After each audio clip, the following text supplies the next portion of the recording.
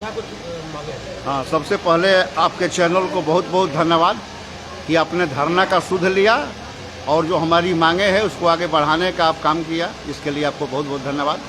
हम लोग की जो मांगे हैं, चंद्रकांत जी बहुत सालों से ये मांग उठाई जा रही है कि बक्सर स्टेशन परिसर में महर्षि विश्वामित्र की भव्य प्रतिमा स्थापित होनी चाहिए, क्योंकि बक्सर का पहचान महर्षि विश्वामित्र से है। इसलिए इसको सबसे एक नंबर पॉइंट हम लोग यही रखे हैं कि मुख्य गेट पर महर्षि विश्वामित्र का प्रतिमा, भव्य प्रतिमा लगनी चाहिए। दूसरा हम लोग का जो मांग है उसमें संपूर्ण क्रांति एक्सप्रेस का मांग बहुत पहले से है, लेकिन आरा में स्टॉपेज हो गया, बक्सर नहीं हुआ।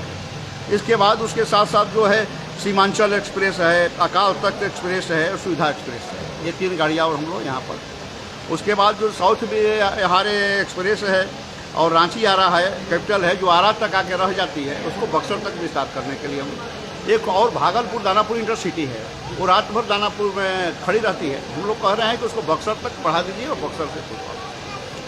इसके साथ साथ कोरोना काल में एक साजिश के तहत कुछ मध्यम श्रेणी की एक्सप्रेस गाड़ियाँ थी, जैसे जनता express, upper India express, Lal Qila express, तूफान एक्सप्रेस और हावड़ा अमृतसर एक्सप्रेस, तो वो सब गाड़ियों को बंद कर दी गई और फिर धीरे धीरे परमानेंट बंद कर दिया गया। तो हम लोग कह रहे हैं कि इसको आप पुनः चलाइए, नहीं दिक्कत है आपको तो उसके जगह पर दूसरी गाड़ियाँ चलाइए, ताकि छोटे छोटे स्टेशनों को भी फायदा हो।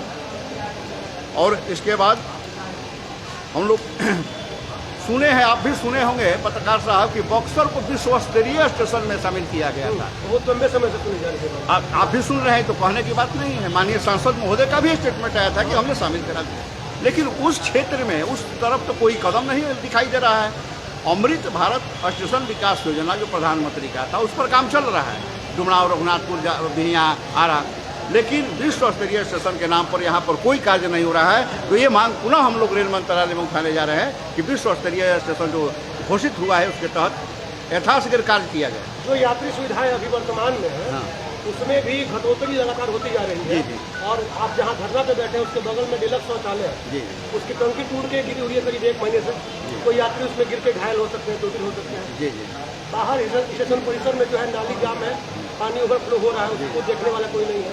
अंदर जो यात्रियों के बैठने के लिए वेटिंग हॉल वगैरह है, उसमें भी गंदगी हमेशा फैली रहती है। तो इसको लेके आप लोग कभी मांग क्यों नहीं करते? जी जी, ये पत्रकार साहब देखिए, मांग पत्र में 15 सूत्री मांग है, उसमें हम लोग डिटेल लिखे हुए हैं। दानापुर रेल मंडल के सभी स्टेशनों पर रेल यात्रियों को जो सुविधाएं मिलनी चाहिए, बुनियादी सुविधाओं का घोर अभाव है। जो आपने प्रश्न किया, मैंने इस मांग पत्र में लिखा है, कहीं भी कोई बुनियादी सुविधाएं धरातल स्तर पर नहीं है।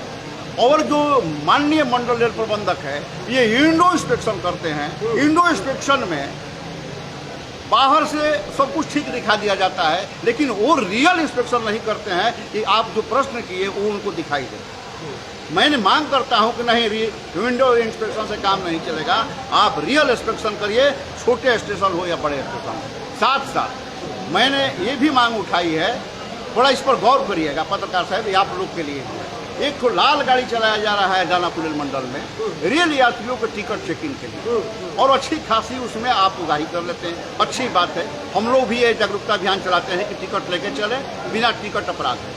तो कहने का मतलब यही अभियान उसी प्रकार की गाड़ी घूमनी चाहिए। जब कोई कंस्ट्रक्शन का काम होता है, निर्माण का कार्य होता है, विकास, तो उसमें दानापुर में बैठे हुए पदाधिकारियों द्वारा खुलेआम 30% कमीशन का लूटपाट किया जाता है। तो उस भ्रष्टाचार पर भी, और काम जो भी काम हो रहा है 2 साल के अंदर देखिए उसमें काम बर्बादी की तरफ चल जाता है। तो उस पर भी रोक लगनी चाहिए, उस पर भी चेकिंग अभियान चलना चाहिए। तो जिन मांगों को लेके बैठे हैं, आप ज्ञापन सौंपेंगे, क्या आगे भी आंदोलन को बढ़ाया जाएगा?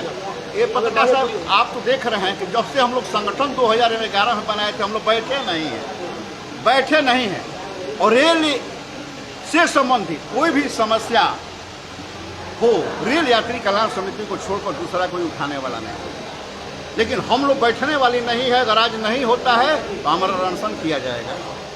अगर उससे भी अगर रेल प्रशासन नहीं जगता है तो हम लोग ट्रैक पर भी धरना पर बैठेंगे।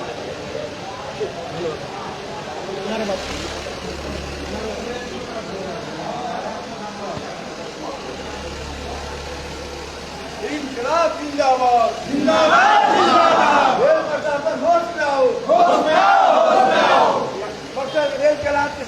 जिंदाबाद जिंदाबाद। हमारी मांगे पूरी हो, हमारी मांगे पूरी हो। रेल राज्य यात्री कल्याण समिति बक्सर जिंदाबाद। रेल प्रशासन खोलो कान, नहीं तो होगा चक्का जाम। रेल प्रशासन खोलो कान, नहीं तो होगा चक्का जाम। वंदे मातरम।